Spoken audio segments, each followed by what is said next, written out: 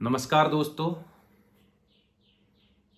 आज हम बात करेंगे भारत के प्रधानमंत्रियों के बारे में।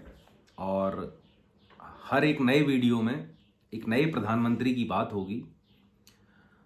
तो जैसा कि आप जानते हैं, भारत में अब तक लगभग 14 प्रधानमंत्री हो चुके हैं, जिसमें कि सबसे पहले प्रधानमंत्री थे हमारे स्वर्गीय श्री जवाहरलाल नेहरू जी, और अभी वर्तमान में माननीय श्री नरेंद्र मोदी जी हमारे प्रधानमंत्री हैं।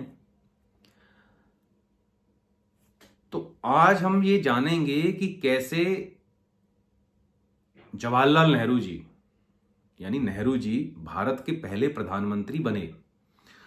तो भारत जो आज़ाद हुआ था वो 15 अगस्त 1947 को हुआ था, और देखा जाए तो उसी के बाद भारत की स्वतंत्र सरकार बनी और भारत में प्रधानमंत्री और मंत्रिमंडल वगैरह बना। लेकिन उससे थोड़ा पहले हम जाते हैं 1946 में। तो 1946 में जब कैबिनेट मिशन की अनुशंसा आई, कैबिनेट मिशन मतलब इंग्लैंड से 3 सदस्यीय एक प्रतिनिधिमंडल भारत भेजा गया, और उसने ये सिफारिशें दी कि भारत में कैसा संविधान होगा, यानी भारत में कैसी संविधान सभा होगी, कैसे उसका निर्वाचन होगा और कैसे अंतरिम सरकार बनेगी स्वतंत्रता के पहले और स्वतंत्रता के बाद, जब तक उनका संविधान नहीं बन जाता, जब तक चुनाव नहीं हो जाता भारत में।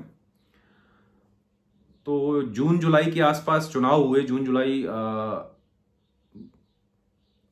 1946, और कांग्रेस जो पार्टी थी वो बहुमत में थी। तो जब सरकार फॉर्मेशन हुई, अंतरिम सरकार 2 सितंबर 1946 को, तो माउंटबेटन उस टाइम पे उसके अध्यक्ष थे और प्रधानमंत्री जी उपाध्यक्ष थे। बाकी उसमें करीब करीब 13-14 कैबिनेट मिनिस्टर थे। तो ये तो अंतरिम सरकार बन गई। अब अंतरिम सरकार बनी तो नेहरू जी ही क्यों प्रधानमंत्री बने? क्योंकि उस टाइम पे वल्लभ भाई पटेल का नाम सबसे आगे था। यानी होता ये था, ये डिसाइड था कि जो कांग्रेस का अध्यक्ष होगा वही प्रधानमंत्री बनेगा, उसी का नाम प्रधानमंत्री के लिए प्रस्तावित होगा। तो उस टाइम पे पूरे भारत में 15 प्रांतीय समिति थी कांग्रेस की, और उनकी वोटिंग के आधार पर कांग्रेस का अध्यक्ष चुना जाता था। तो उस टाइम जो अध्यक्ष थे और जो पिछले 6 साल से लगातार कांग्रेस के अध्यक्ष थे, मौलाना अब्दुल कलाम आजाद। तो गांधी जी ने उनको पत्र लिखा और बोला कि आप अध्यक्ष पद से इस्तीफा दे दीजिए, और मैं चाहता हूं कि नेहरू अध्यक्ष बने। तो अध्यक्ष पद के लिए जब चुनाव हुआ तो 80% लोगों ने, यानी 80% प्रांतीय समितियों ने वल्लभ भाई पटेल का समर्थन किया, लेकिन नेहरू जी का समर्थन किसी ने नहीं किया। लेकिन गांधी जी चाहते थे कि नेहरू जी प्रधानमंत्री बने, और ऐसा उनका मानना था कि नेहरू जी अगर प्रधानमंत्री बनेंगे तो उनके अंदर एक युवा जोश है, उनको विदेश नीति की ज़्यादा अच्छी समझ है, क्योंकि वो विदेश में मैक्सिमम टाइम पढ़े हैं, उनको विदेशी आचार विचार भी आता है, और विदेशी मामलों में वो इंटरेस्ट भी रखते हैं। तो ऐसा उनका मानना था कि वल्लभ भाई पटेल जी हैं, जो वाकई में काफ़ी बुजुर्ग हो गए हैं, और जैसा कि हमने देखा कि स्वतंत्रता के कुछ सालों बाद ही वल्लभ भाई पटेल जी की मृत्यु हो गई थी। तो गांधी जी का ये सोचना सही था कि नहीं था, ये आप डिसाइड करेंगे, मैं होता कौन हूं डिसाइड करने वाला। तो फिर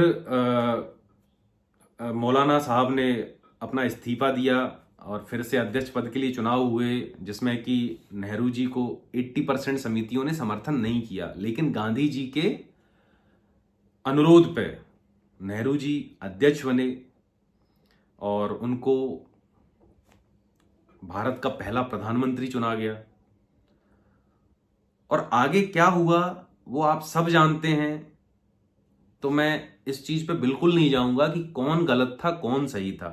ये आपका व्यक्तिगत मसला है, ये देश का मसला है। तो आप इस पे जैसा विचार विमर्श करें, हेल्दी विचार विमर्श करें, तर्क वितर्क करें, और आप इसको समझें कि क्यों ऐसा हुआ। हाँ, बट जो छोटे छोटे फैक्ट हैं कि वाकई में गांधी जी चाहते थे कि नेहरू जी प्रधानमंत्री बने।